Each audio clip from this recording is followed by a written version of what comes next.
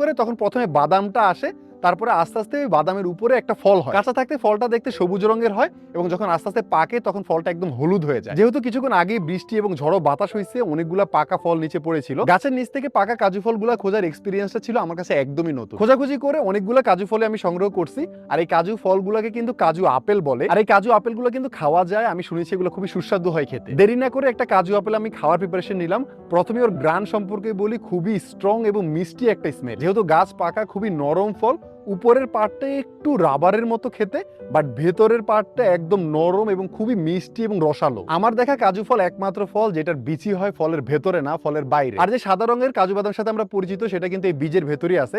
এটা পরবর্তীতে প্রসেসিং করে বীজ থেকে বাদামটা বের করা হয়। যদিও আমার একটা বীজ থেকে বাদাম বের করার কোনো প্ল্যান নাই, কারণ আমি প্রত্যেকটা কাজু ফল নিয়ে বাসার উদ্দেশ্যে রওনা দিছি।